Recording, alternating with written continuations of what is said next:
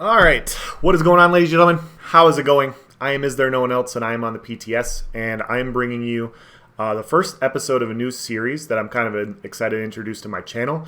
I'm just going to call it Theorycrafted, and basically my thoughts behind this, guys, it's kind of to help me out, actually. I have a bunch of ideas coming into my head all the time for Theorycrafted builds and everything, and I can't always get to them. You know, like as much as I want to try and like build every build and test everything out and try it all out, I won't always be able to get to the testing of all these things because, you know, just as an example, Scalebreaker hasn't dropped yet as of this video, and I have 3 different build ideas just for my Magic and Nightblade alone. Like, I want to bomb with it, I want to play it stand up, and I want to play a melee style build like this.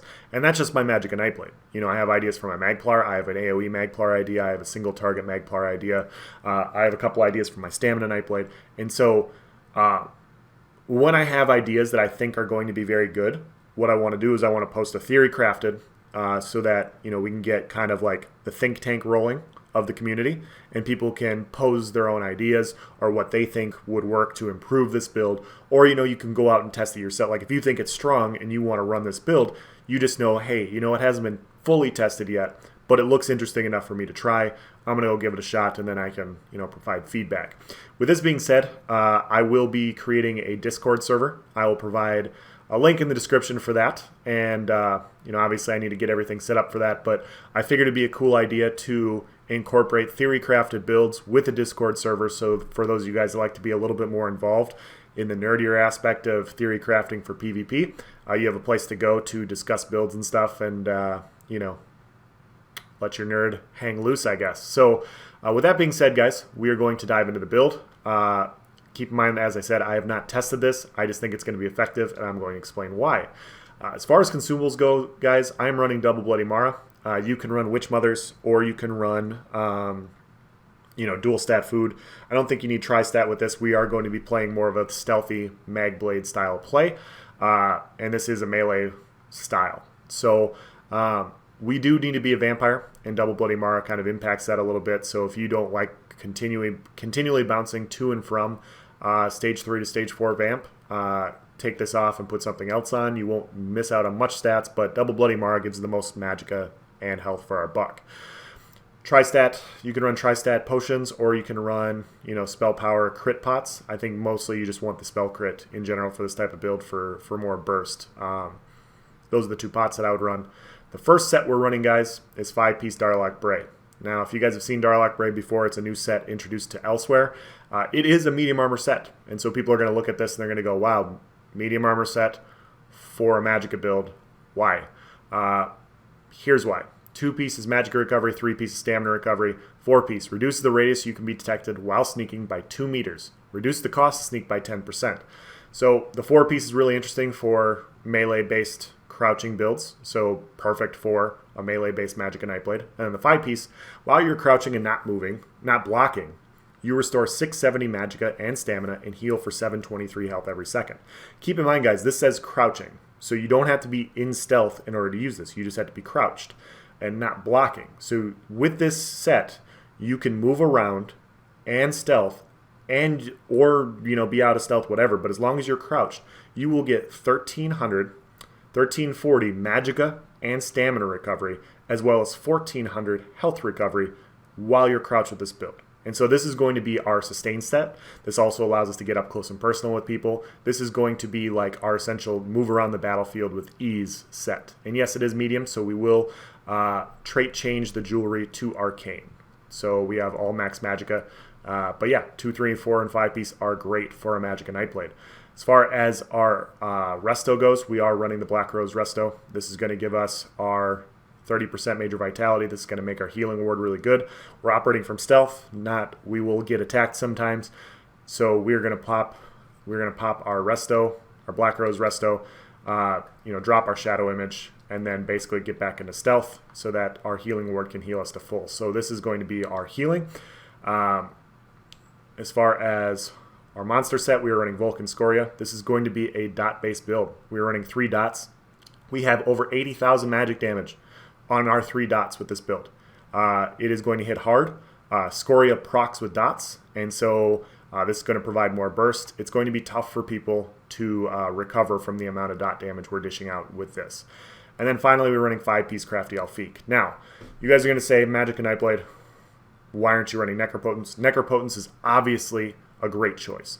However, in my opinion, and this is just why it's theory crafted, there will be some fights where you want to get your dots down and you don't want to have, you want to get in there for the quick gank. This does have gank potential, and so I don't always want to have to drop a shadow image, let people know that I'm in the area, and then go in for the stealth gank. So Elfique allows us to have similar damage all the time instead of a slightly more damage when you drop a pet. So up to you guys. Obviously, they're both good choices, but we're running Impen with all max magic and enchants because, we can get away with it. Vulcan Scoria gives us health bonus. Double Bloody Mara gives us a bunch of health. Our health will be fine in PvP. Like I said, all arcane spell damage enchants. As far as our skills go, guys, on our dual wield bar, we are running Debilitate. You can run Crippling Grasp here. I don't know which one's better. Like I said, it hasn't been theory crafted. You can go with the 600 Magic Recovery or the Brief Snare. I went with the 600 Magic Recovery. With this build crouched, we have about 3,000 Magic Recovery. And this is a 29k dot from Stealth, unbuffed, so this is going to be over 30,000. Merciless Resolve is going to be part of our burst combo, so we have a bunch of dot pressure and we have burst damage. That I think we'll go through the tooltips fully buffed, but I think this is like 22, 23k fully buffed. Shadowy Disguise. This guarantees a critical strike from Stealth. This allows us to maneuver around the battlefield unseen. Avoiding damage is going to be one of the best defenses in PvP in Scalebreaker, and we can infinitely sustain our Shadowy Disguise with this build thanks to Darlock Bray. Mass Hysteria. You could take this off if you want to. Most of our stuns from Stealth will be Concealed Weapon. We will do the off-balance thing to get 10% more damage on top of it, but sometimes there's those block casting builds. You will need to pop off a Fear. I like that for that reason. And then finally, Soul Harvest. 16k unbuffed damage. We get up to about 18k Soul Harvest with this build, 11k Concealed Weapons, 23k Merciless Resolves. We have a bunch of pressure, burst damage, and we have a bunch of dot damage. Back bar, we're running Soul Tether for 2 reasons. Number 1, we need the siphoning skill in our back bar for the 8% more max magicka. Number 2, this is a great defensive to offensive ultimate. So if all of a sudden a bunch of people jump on us, we finally get detected from stealth, we can pop this, go on the offensive because it does a decent amount of damage, or it'll heal us enough to where we can drop a shadow image. We could pop that, drop a shadow image, dodge roll once, try to get away, come back, get into stealth, and get out of there. That's going to be kind of the idea for it. Soul Splitting Trap on the back bar.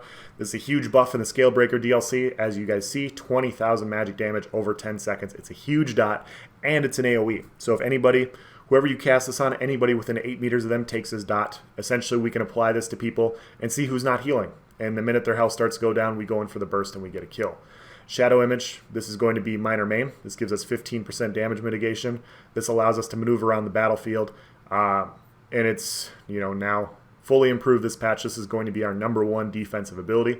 Number 2 behind Shadowy Disguise. Structured Entropy. This is going to be our major sorcery buff. Unbuffed 29,000 magic damage over 12 seconds. So, and it gives us major sorcery. So unbuffed we have 29 plus 19. So that's 48k magic damage, almost 50k magic damage on our back bar unbuffed. With our front bar, we have 80,000 magic damage unbuffed on this build for just dots. And this isn't counting our Concealed Weapon, our Merciless, our Soul Harvest, or our Vulcan Scoria. Harness Magicka. This is going to allow us to stand up and fight just a little bit. Keep in mind, guys, we don't have a ton of recovery. Okay, so if we stand up and fight, our recovery drops down to like 900. This is essentially a, oh shit, I'm getting attacked. I'm going to apply my healing ward, harness to keep me healed, just so I can get to my shadow image and get out of the fight. That's how we're going to essentially use this. But we have a very nice tooltip for our Harness Magicka, 9825. We have a very, very good harness. Our healing ward will heal us for a decent amount while we're absorbing damage with that. As far as our CP goes, guys, 43 Siphoner, 51 in a Warlord, 37 Arcanist, 37 Mooncalf, 59 in a Befoul, healing reduction. Our Soul Harvest will defile people with 80,000 magic damage. We will prevent people from being able to recover. 31 into Shade, 12 into Tumbling, 19 Blessed, 51 Elfborn, 49 LA Expert, 53 Spell Erosion, 23 Mastered Arms, 75 into Thaumaturge, for a few reasons. A, we're running a bunch of dots. B, we want the Exploiter passive. Increase your damage done against off-balance enemies by 10%. So our concealed weapon stun from stealth will set people off balance.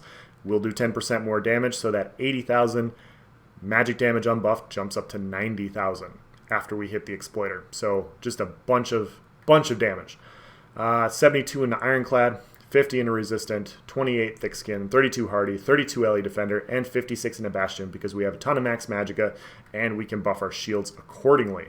That's the gear, that's the CP. Now, we're going to talk about the more interesting aspects of this.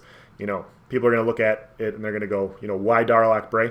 I want to show you guys this as an example. So if I dodge roll and I drain my stamina, right? And then I crouch, watch my stamina sustain. It's going down. I don't have points in the Ledger Main. I can stack more points in the CP tree to reduce this even more, but I don't have the 4 and 5 piece of Darlak Bray on this build, so I would have to pop a stamina pot in order to recover my stamina back. However, with Darlak Bray and our cloak bar, you see our stamina just starts shooting up immediately. And if I'm moving around with Darlak Bray, I am recovering stamina while I'm crouched. And so with Concealed Weapon, with Cloak, I have maneuverability. I don't need to pop a pot in order to get my stam sustain back. And you see my Magicka, I can infinitely cloak with this build now. And so when we look at the character sheet, unbuffed, I'm at 990 Magicka recovery. If I pop a pot, I'm at 1100 Magicka recovery with 10k stamina, or 1000 stamina recovery, and 48k max Magicka. With Darlak Bray on the front bar, if I'm crouched, I get 1300 more Magicka recovery. And so this 1100 jumps up to 2400. If I hit somebody with Debilitate and I apply my dots, that's another 600 Magicka recovery. So that jumps us up to 3000 Magicka recovery as long as we're crouched. So it is a little bit gimmicky, guys, but for this type of build, it just makes sense to try and utilize crouch as much as possible. And so we can infinitely cloak, we can infinitely sustain our stamina. That's why we don't need a ton of stamina, a big stamina pool. If we get CC'd and we have to CC break, we drop our shadow image, we dodge roll, we cloak, we go back, get back into stealth, and now all of a sudden our resources are back to full again. And we're just maneuvering and we're tough to kill. As far as our dots go, guys, like I said, over 80,000 dot damage. This is why I think this build is going to be effective. As far as how the combos are going to line up, you want to get your Merciless.